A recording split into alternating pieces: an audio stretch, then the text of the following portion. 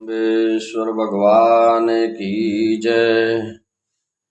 विष्णु भगवान की जय। सभी सज्जनों को राम राम सत प्रणाम। आइए आज पाठ शुरू करते हैं गुरु महाराज की कृपा से। गुरु महाराज ने शब्द सुना करके बताया कि मैं किस प्रकार की स्त्री अपने पास रखता हूँ।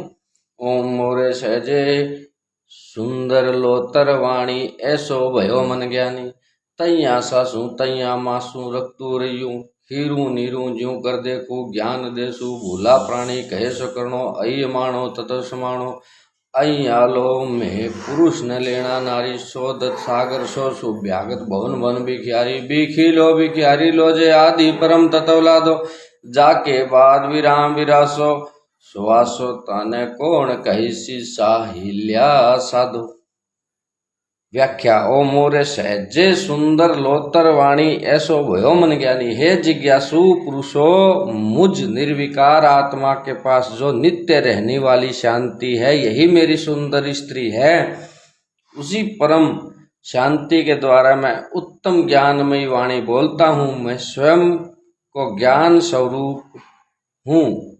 आप लोग अपने मन में ऐसे पवित्र बुद्धि से समझो।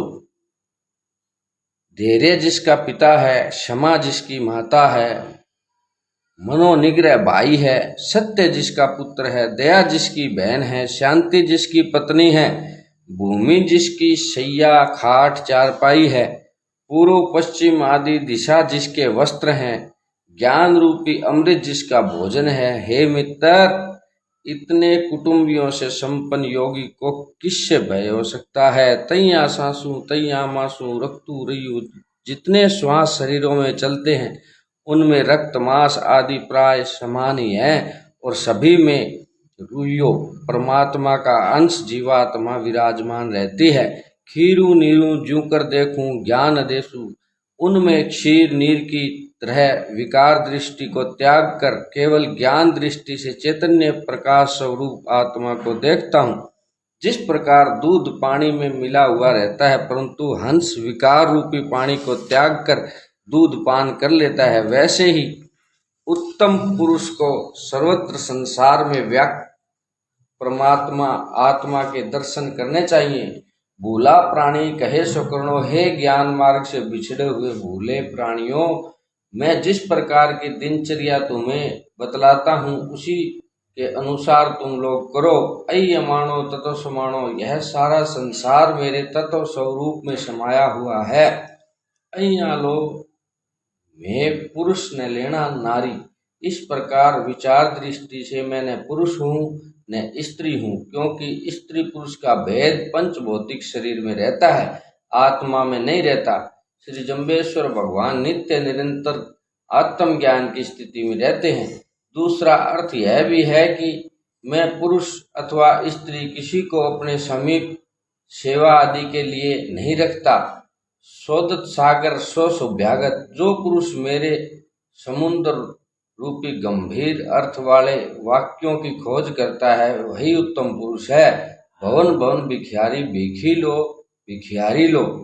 पूर्ण वैराग्य होने पर व्यक्ति मान अपमान अभिमान आदि दोषों को छोड़कर द्वार द्वार जाकर साधारण भिक्षा के अन्न से अपने शरीर का निर्वाह करते हुए ज्ञानी गुरु के समीप जाकर आत्म ज्ञान की भिक्षा ले। जे आदि परम तत्व ला दो। इस प्रकार बहुत समय तक नित्य कर्म करने पर उस परम तत्व परमात्मा की प्राप्ति होती है। जाके बाद विराम विरासो श्वासो ताने कौन कैसी साहिल्या साधु। जिस पुरुष ने अपने श्वासों को वाद विवाद करने में, अन्य पुरुषों की निंदा चुगली करने में अथवा सांसारिक विषयों के भोगने में विनाश कर दिया, उसको कौन श्रेष्ठ व साधु संत कहेगा। अर्थात जो व्यक्ति संन्यास धारण कर सांसारिक भोगों की लालसा रखता है उसके लोक परलोक दोनों बिगड़ जाते हैं। अतः संन्यास धारण करने के बाद व्यक्ति को वैराग्य युक्त जीवन व्यतीत करना चाहिए। इस शब्द को सुनकर हम कम बुद्धि वाले जाट अति हर्षित हुए और बोले कि देव जी, हम लोगों को जिताए दिया अर्थात अपने समीप स्त्री रखते हैं। इस बात को स्वीकार कर लिया। विष्णुइयों ने कहा, हमें तो समझ आई नहीं कि तुम कैसे जीत गए हो।